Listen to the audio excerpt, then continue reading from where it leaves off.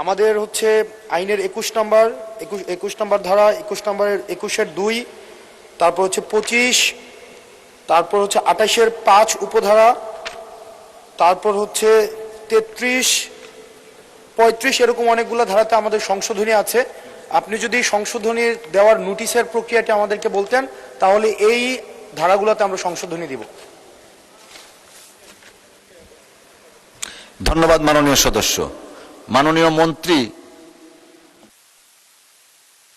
Speaker, মাননীয় speaker, আমি বলি। মাননীয় মন্ত্রী, আপনাকে ফ্লোর দেওয়া হয়েছে। জি না, মাননীয় স্পিকার, ধন্যবাদ আপনাকে।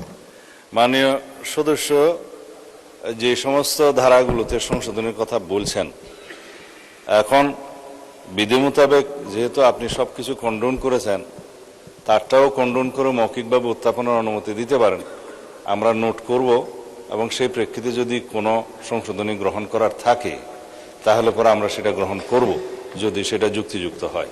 এবং সেই সংশ্লিষ্ট ধারাগুলো সম্পর্কে যদি এখন নোটিশ উত্থাপন করতে হয়, সেটা আবার বিতরণ করতে হবে এবং বিতরণের পরে সেটা আবার উত্থাপন হবে, অনেক সময় প্রয়োজন।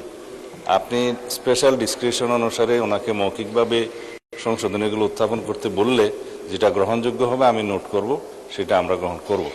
ধন্যবাদ মাননীয় স্পিকার।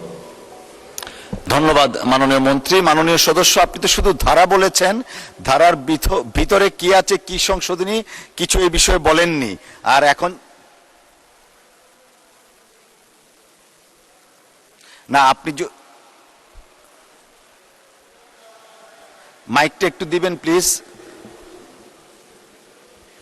মাননীয় স্পিকার, রুলস অফ প্রসিজারের 77 নম্বর ধারা অনুযায়ী মাননীয় স্পিকার আমরা লিখিতভাবে আপনার নোটিশ দিতে যাচ্ছি এবং এই বিষয়ে সুরাহ করার ডিসক্রিপশনটা মাননীয় স্পিকার সম্পূর্ণ আপনার, এবং আমরা লিখিতভাবে ধারা অনুযায়ী কোথায় কোথায় আমরা সংশোধনী দিচ্ছি সেটা লিখিত অনুযায়ী মাননীয় স্পিকার আমরা দিতে যাচ্ছি।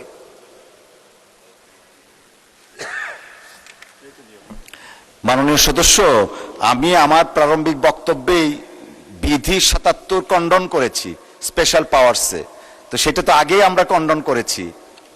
তাহলে মাননীয় থ্যাংক ইউ। লিখিত নোটিশও কন্ডন করা হয়েছে। জি না,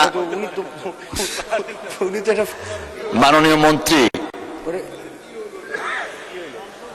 মাননীয় স্বরাষ্ট্রমন্ত্রী। মাননীয় স্পিকার, মাননীয় সদস্যের বক্তব্য সঠিক আছে। এটা ডেমোক্রেটিক রাইট, পার্লামেন্টে আইন প্রণয়নের জন্য তারা সহযোগিতা করবেন, সংশোধনী দিবেন।